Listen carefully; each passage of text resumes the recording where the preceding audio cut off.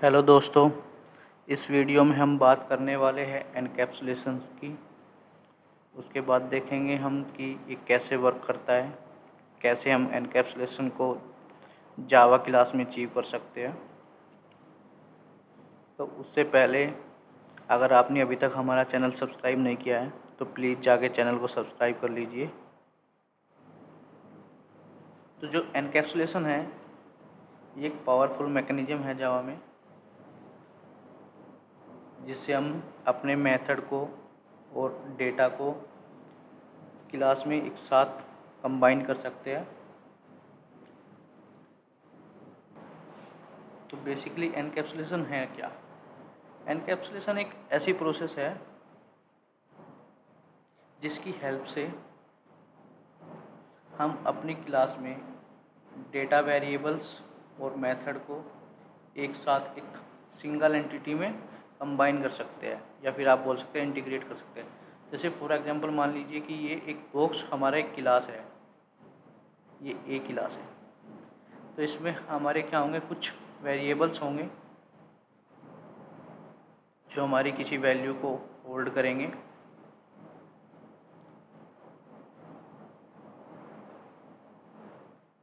कुछ हमारे मेथड्स होंगे जो हमारे किसी न किसी टास्क को परफॉर्म करेंगे, कुछ कैलकुलेशन को प्रोसेस करेंगे।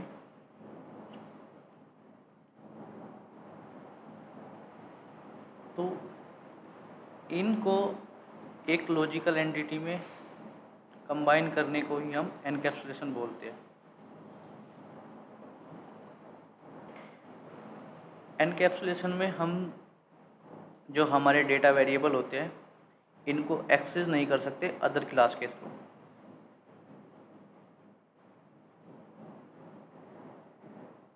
और हम ओनली एक्सेस कर सकते हैं केवल मेथड्स को।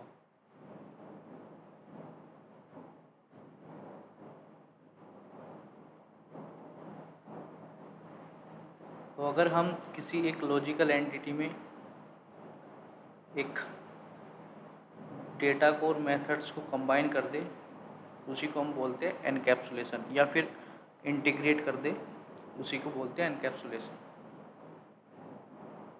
जैसे फॉर एग्जांपल एक कैप्सूल है, उसमें हमारे पास दो टाइप के डेटा है।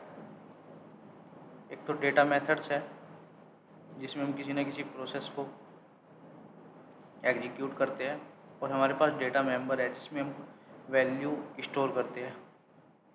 इन सब को हम एक किसी कंटेनर के अंदर डाल दें, उसी चीज़ को हम क्या बोलते हैं, एनकैप्सुलेशन। जैसे फॉर एग्जांपल हमारा एक कैप्सूल होता है, मेडिसिन वाला कैप्सूल, उसमें क्या होता है, बहुत सारे टाइप के जो केमिकल होते हैं वो उन सब का मिक्सचर होता है अंदर, और उनको हम एक कवर कर देते हैं किसी एक कंटेनर से, बॉडी से, तो उसको हम क्या बोलते हैं, कैप्सूल।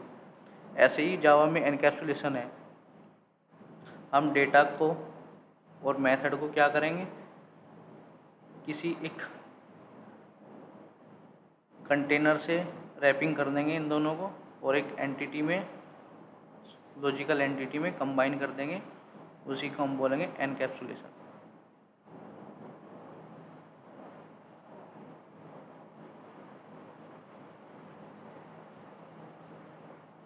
तो अब बात करते हैं हमें एनकैप्सुलेशंस की नीड क्यों पड़ी।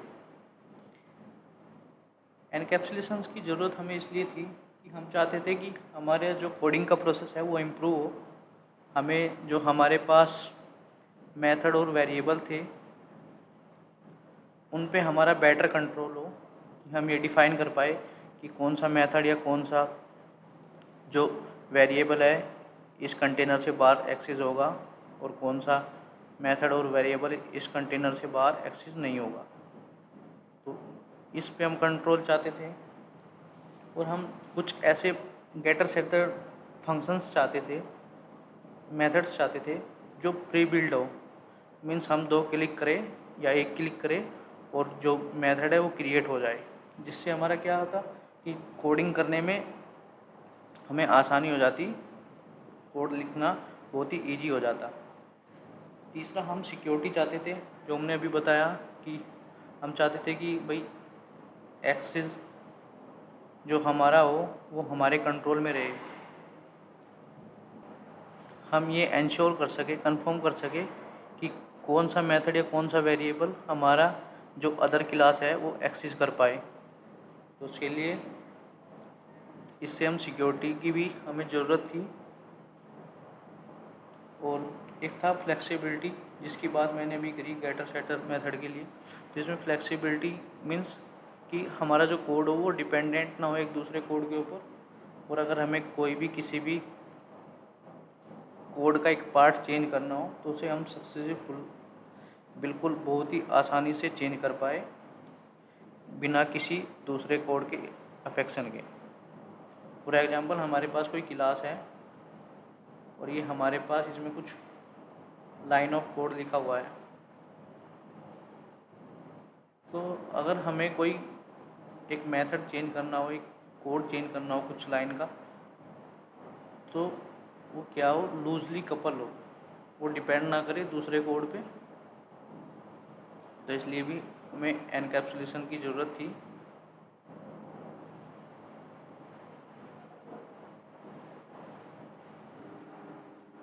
इसमें हम किसी कोड के पार्ट को सक्सेसफुली इम्प्लीमेंट कर पाए without affecting the other part of the code. तो बिना किसी दूसरे कोड के पार्ट को इफेक्ट करे बिना हम अपने कोड को ईजी से इम्प्लीमेंट कर सकते हैं। तो अब बात करते हैं सिंटैक्स की। आप सिंटैक्स में देख रहे होंगे हमने यहाँ पे एक्सेस मॉडिफायर यूज किया है डेटा मेंबर के सामने।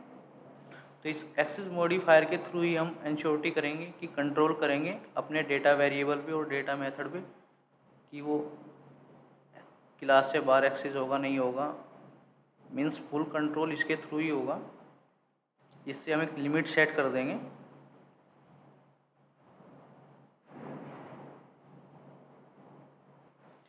डेटा हाइडिंग एक ऐसी प्रोसेसिंग है जिसके थ्रू हम अपने एक्सेस को एक लिमिट में कंट्रोल कर सकते हैं लॉजिकल इम्प्लीमेंटेशन के थ्रू। तो बेसिकली ये 4 टाइप के होते हैं। एक होता है डिफ़ॉल्ट, पब्लिक, प्रोटेक्टेड और प्राइवेट। तो जो हमारा डिफ़ॉल्ट होता है वो पब्लिक के सिमिलर होता है। तो सबसे पहले बात करते हैं पब्लिक की। जो हमारा पब्लिक एक्सेस मॉडिफायर होता है, या आप इसको एक्सेस स्पेसिफायर भी बोल सकते हैं, मीन्स इससे हम इंश्योर करते हैं कि हमारा डेटा या मेथड किस लेवल पर एक्सेस होगा। तो जो हमारा पब्लिक एक्सेसिफायर है वो स्पेसिफायर है, वो हमें प्रोवाइड करता है कि हम अपने प्रोग्राम में किसी भी क्लास में कहीं से भी डेटा को या मेथड को एक्सेस कर सकते हैं विद इन द क्लास और प्रोग्राम। आप ये नहीं कि आप प्रोजेक्ट के बाहर से किसी क्लास को कॉल कर सकते हैं या किसी मेथड को कॉल सकते हैं। मैंने यहाँ पे बोला विद इन द प्रोग्राम, जो हमारा एक कंप्लीट प्रोग्राम है उसके अंदर। डिफ़ॉल्ट बिल्कुल सिमिलर है पब्लिक के, बट इसको इसलिए भी डिफ़ॉल्ट बोला जाता है अगर हमने किसी डेटा के या मेथड के सामने कोई एक्सेस डिफाइन नहीं किया है, तो कंपाइलर क्या करता है बाय डिफ़ॉल्ट सेट कर देता है डिफ़ॉल्ट एक्सेस मॉडिफायर।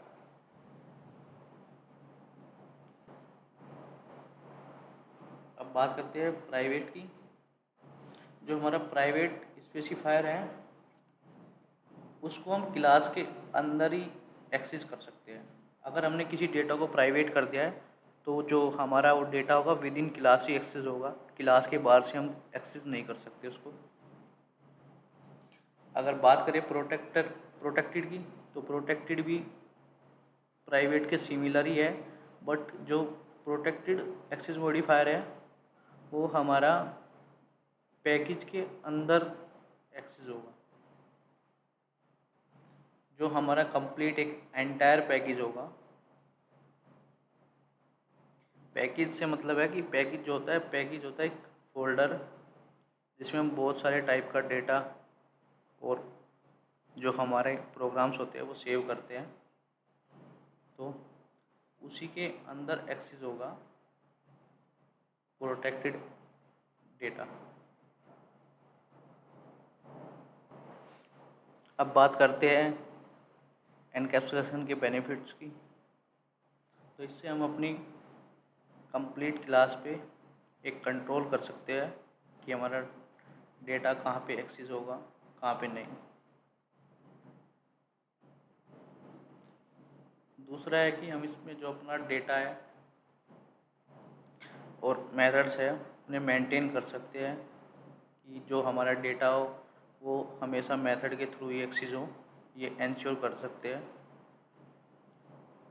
तीसरा हम इसमें डेटा हाइडिंग कर सकते हैं, जो हमारा एक कॉम्प्लेक्स इम्प्लीमेंटेशन होगा कोड का, उसको हम हाइड कर सकते हैं।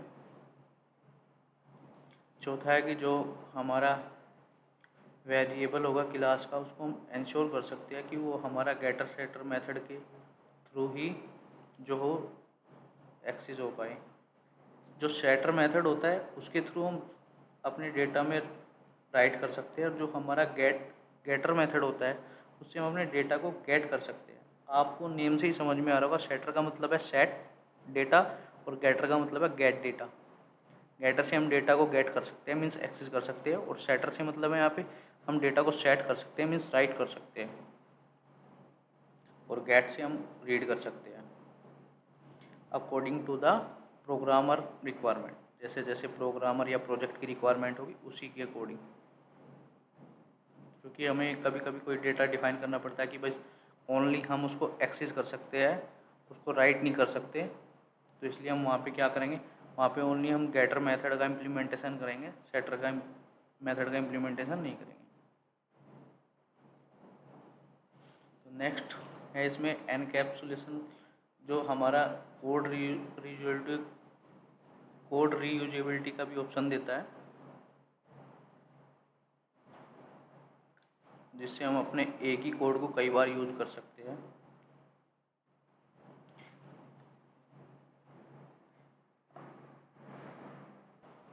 हमने फ्लेक्सिबिलिटी में देखा था कि हम अपने एग्जिस्ट कोड को चेंज कर सकते हैं बिना किसी अदर कोड के फंक्शन के। तो यहाँ पे भी यही है कि हम we will have to making the change to an existing code quickly. तो ये जो इसकी फंक्शनलिटी है ये हमें अलाउ करती है कि हम कोड को फास्ट लिख सके और कोड को लूजली कपल से मतलब होता है कि जो हमारा कोई कोड है, फॉर एग्जांपल हमारे पास कोई दो फंक्शन है, एक मेथड ये है m1 और एक मेथड ये है m2। तो हम जो दो मेथड का कोड लिख रहे हैं, इसमें हम ऐसा कोड लिखिए कि दोनों की जो फंक्शनलिटी है वो तो परफॉर्म करे, बट दोनों जो मेथड है वो एक दूसरे के ऊपर डिपेंडेंट ना हो। मीन्स अगर मेथड m1 वर्क नहीं कर रहा है तो ऐसी डिपेंडेंसी ना हो कि मेथड 2 भी वर्क ना करे। तो इसी चीज़ को हम बोलते हैं लूजली कपल का मीन्स है यहाँ से कि जो भी कोई कोड है हमारा वो इंडिपेंडेंट हो, किसी भी कोड पे दूसरे कोड पे डिपेंड ना करे।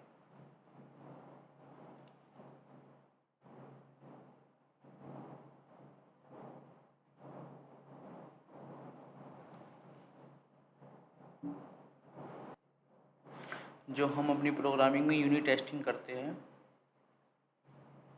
उसी के लिए हम डिज़ाइन करते हैं एनकैप्सुलेशन। मीन्स कि जो हम एक एक यूनिट को, एक एक पार्ट को अच्छे से टेस्ट करें। तो उसमें हम क्या करते हैं, एक एक जैसे एनकैप्सुलेशन के थ्रू हमने जो कोडिंग है वो पार्ट में डिवाइड कर दी है, जिससे ईजी हो जाती है। और जो हमारा कोड है, जैसे हमें कोई कोड 4 जगह पे यूज़ 5 जगह पे यूज़ करना है, तो उसको हम इजीली यूज़ कर पाए, हमें दोबारा कोई भी कोड लिखना ना पड़े। और लास्ट में ये है कि गेटर सेटर का सपोर्ट देते हैं आईडीज़। जैसे आप कोई भी आईडीज़ में वर्क करोगे, जैसे मैं इक्लिप्स को यूज़ करता हूँ, तो वहाँ पे क्या होता है, एक फंक्शन होता है, ऑप्शन होता है सेटिंग में, उसको सीधा उस पर क्लिक करो और वो जो जितने भी हमारे क्लास में वेरिएबल होंगे उनके अकॉर्डिंग हमें गेटर सेटर मेथड प्रोवाइड कर देगा। उसको हम अभी देखेंगे जैसे हम अपना कोड इम्प्लीमेंट करेंगे। तो सबसे पहले चलते हैं अपनी इक्लिप्स की डिस्प्ले में और एनकैप्सुलेशन को इम्प्लीमेंट करके देखो। हम आ चुके हैं अपनी इक्लिप्स की डिस्प्ले पे। तो सबसे पहले हम यहाँ पे क्या करते हैं, क्लास डिफाइन करते हैं पर्सन नेम की। तो सबसे पहले पार्ट हम अपना क्लास के थ्रू ही अचीव कर लेते हैं एनकैप्सुलेशन में, कि हम जो डेटा है हमारा डेटा होगा वो हमारा डेटा एक लॉजिकल एंटिटी में कंबाइन होगा, डेटा और मेथड। तो वो आप देख पा रहे होंगे कि जो हमारा हमने क्लास डिफ़ाइन किया है वो इसीलिए डिफ़ाइन किया है कि जो हमारा डेटा वो एक कंटेनर में या बॉक्स में स्टोर हो, कंबाइन हो।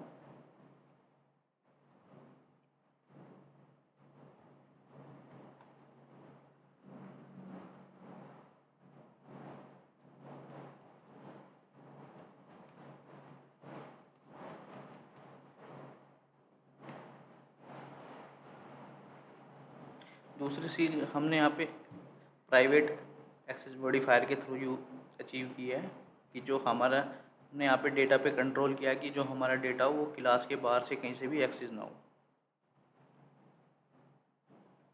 तीसरी बात करते थे हम गेटर सेटर की। तो उसमें क्या करना होता है, आपको अपनी क्लिप्स पे राइट क्लिक करना है और यहाँ पे जाना है सोर्स वाले ऑप्शन पे, और इस पर जाके आप यहाँ पे गेटर सेटर पे क्लिक करना है। अगर आप और भी कुछ जैसे आपको कोई टू स्ट्रिंग मेथड क्रिएट करना है वो भी कर सकते हैं, पैरामीटराइज कंस्ट्रक्टर भी क्रिएट कर सकते हैं, सुपर क्लास कंस्ट्रक्टर भी क्रिएट कर सकते हैं। तो हम गेटर सेटर पे क्लिक करेंगे यहाँ पे, और यहाँ पे जिस जिस वेरिएबल का हमें गेटर सेटर मेथड जो है वो इम्प्लीमेंट करना है उस पर हम क्लिक कर देंगे। और यहाँ पे आप इसको एक्सपेंड करके भी देख सकते हैं कि आपको किस वेरिएबल में कौन कौन सा मेथड चाहिए। अगर हमें दोनों मेथड चाहिए तो दोनों पे क्लिक करेंगे, वरना इस ऑप्शन को डिसलेक्ट कर देंगे। अगर हमें सेटर मेथड नहीं चाहिए, जोन सा भी मेथड नहीं चाहिए, उसको हम डिसलेक्ट कर सकते हैं यहाँ पे। और यहाँ पे हम जनरेट पे क्लिक करेंगे और ये यहाँ पे बोलता भी है कि कैसा एक्सेस मॉडिफायर चाहिए गेटर सेटर पेयर में।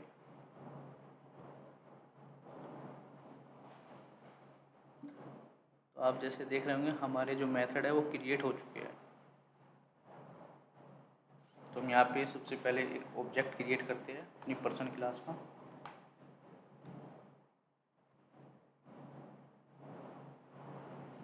जिसका रेफरेंस होगा P1। तो आप जैसे देख रहे होंगे P1 पे मैं जो चाहूँ तो अगर मैं नेम सेट करना है तो यहाँ पे जो हमारे जो ये वेरिएबल थे, ये नेम एड्रेस, ये नहीं विजिबल है क्योंकि ये हमने प्राइवेट कर दिए, तो इसलिए क्लास के बाहर विजिबल ही नहीं होंगे। जैसे हम यहाँ पे सेटर मेथड के थ्रू नाम सेट कर रहे हैं राहुल,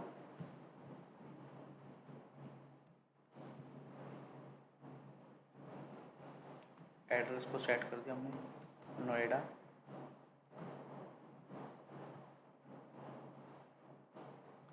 एज को हमने सेट कर दिया 24। अब हम एक एक डेटा को एक्सेस करेंगे गेटर मेथड के थ्रू।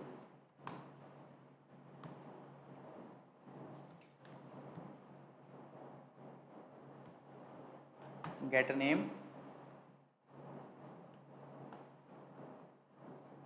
P1 पे कॉल करेंगे, गेट एज, और उसके बाद हम कॉल करने वाले हैं P1 पे गेट एड्रेस। ऐसे हम गेटर मेथड के थ्रू डेटा को एक्सेस कर सकते हैं और सेटर मेथड के थ्रू हम जो डेटा है उसको स्टोर कर सकते हैं या सेट कर सकते हैं।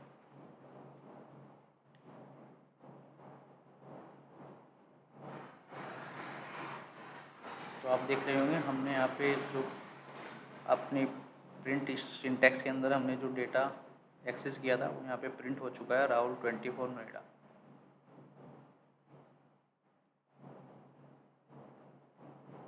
इस तरह से हम अपने डेटा को कंट्रोल कर सकते हैं, जिससे कि कोई अदर क्लास हमारे डेटा को एक्सेस ना कर पाए। अगर हम यहाँ पे चाहते हैं कि जो एड्रेस है वो किसी का बाय डिफ़ॉल्ट हो, तो हम यहाँ पे क्या करेंगे, सेटर मेथड हटा देंगे।